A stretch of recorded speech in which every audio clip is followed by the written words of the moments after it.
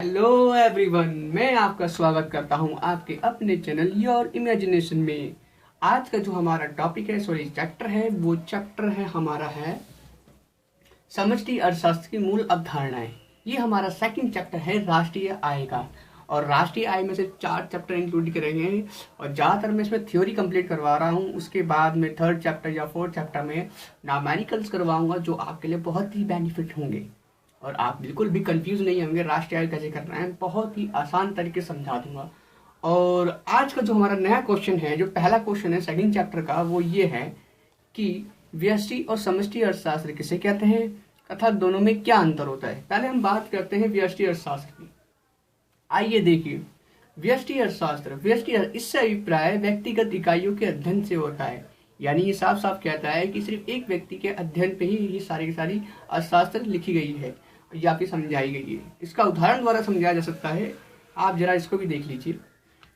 व्यक्तिगत इकाइयों के अध्ययन का मतलब है कि एक व्यक्ति की आर्थिक क्रियाओं के अध्ययन से होता है। यानी जब एक व्यक्ति कोई भी क्रिया करता है, जैसे कि किसी वस्तु का निर्माण करना, उत्पादन जैसे कि खेती बाड़ी करना या फिर कोई सी वस्तु का निर्माण बना देना, जूते चप्पल बना देना, वो उत्पादन कर रहा है उस वस्तु का, ठीक है। दूध बनाना, उसे भी बोलते हैं निर्माण करना, ठीक है। या आय अर्जित करना, और उसी वस्तु को बेचकर वो आय अर्जित करता है और उसी आय को व्यय करना भी करते हैं।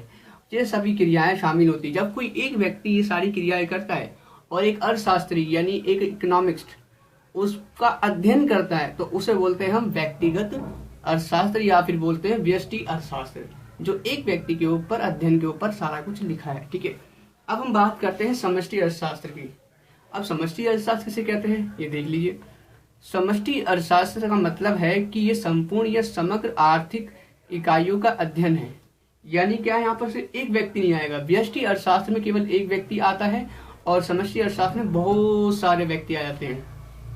अब इसको उदाहरण द्वारा समझते हैं। देखिए उदाहरण, देश के सारे व्यक्तियों की आर्थिक क्रियाओं का अध्ययन करना ही समष्टि अर्थशास्त्र कहलाता है। जैसे कि व्यक्ति द्वारा वस्तुओं का उत्पादन करना, संपूर्ण आय का निर्माण करना तथा संपूर्ण व्यय की क्रिया आदि शामिल होती है। जब देश के सभी सारे व्यक्ति मिलकर जब कोई क्रिया करते हैं, उसे बोलते हैं समष्टि अर्थशास्त्र। यानी जो उसका अध्ययन किया था वो समष्टि अर्थशास्त्र कहलाता है। ये आपको समझ में आ गया होगा। अब हम बात करते हैं इन दोनों के अंतर की। इन दोनों में क्या अंतर होता है, इसमें अंतर तो आपको बहुत समझ में आ गया है।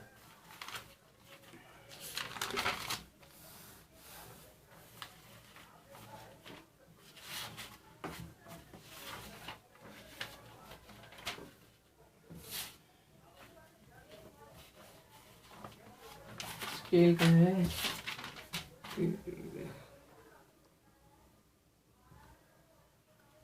देखिए दोनों में क्या अंतर होता है।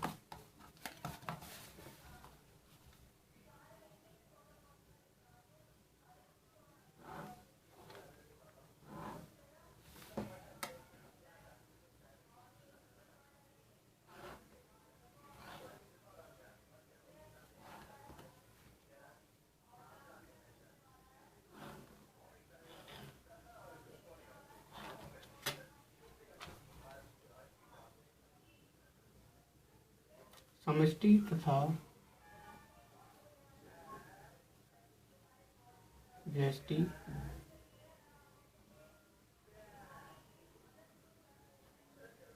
अर्थशास्त्र में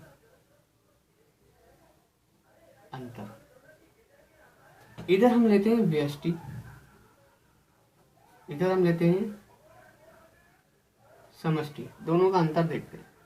पहला अंतर होता है इसकी परिभाषा। अब ये परिभाषा क्या कहती है, ये व्यक्तिगत इकाइयों का अध्ययन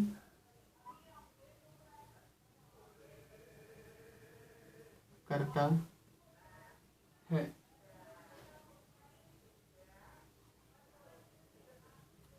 इसे व्यष्टि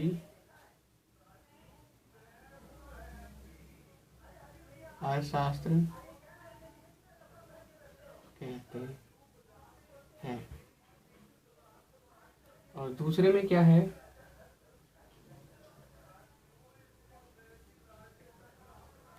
समग्र या संपूर्ण आर्थिक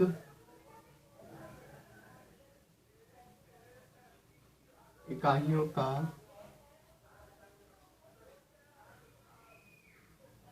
अध्ययन करता है, इसे समष्टि शास्त्र कहते हैं।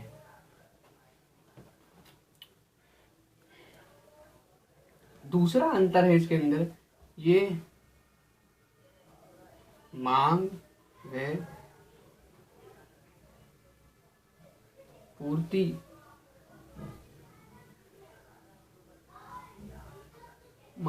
पूर्ति इसके उपकरण हैं।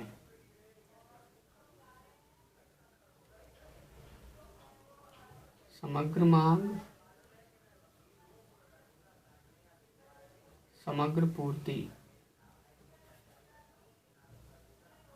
इसके उपकरण है।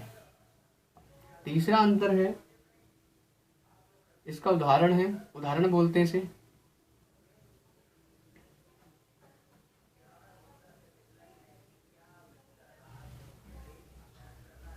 व्यक्तिगत आय फर्स्ट है, दूसरा है व्यक्तिगत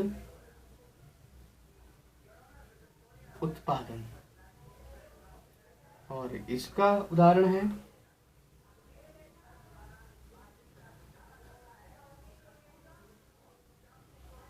राष्ट्रीय आय,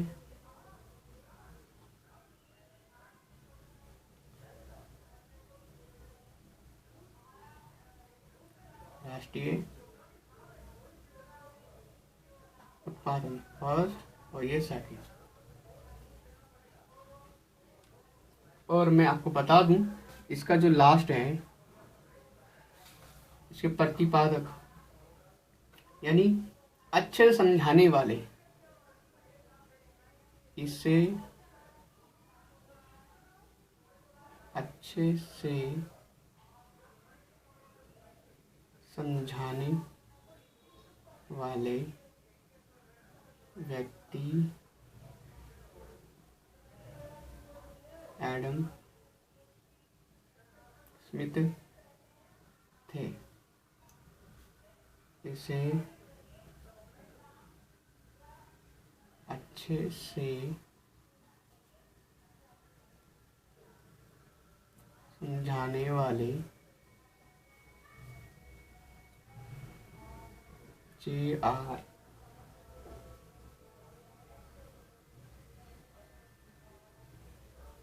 किन्स ने। और ये आपको समझ में होगा, ये हमारा हो गया क्वेश्चन समाप्त। आपको ये अच्छे समझ में आया होगा कि इसको आप अच्छे से कर लोगे तो बहुत बेटर रहेगा, और अदरवाइज आप इसको कर लेते हो तो ये आपके ऑटोमेटिक दिमाग में छप जाएगा और कुछ भी नहीं करना है। इसी को ही मैंने कन्वर्ट कर दिया है इस अंतर में। अगर आपसे क्वेश्चन पूछा जाता है कि समष्टि और व्यष्टि अर्थशास्त्र में अंतर लिखे, तो आप ऐसे सकते हैं। अगर आपसे पूछा जाए कि समष्टि अर्थशास्त्र और व्यष्टि अर्थशास्त्र होता क्या है, तो आप ऐसे लिख सकते हैं, इस तरीके से सरल भाषा के अंदर। नंबर आपके पूरे पूरे मिलेंगे, कटेंगे बिल्कुल भी नहीं। तो मैं आपसे विदा लेता हूँ, मिलता हूँ आपसे नेक्स्ट वीडियो में। अब तक के लिए धन्यवाद।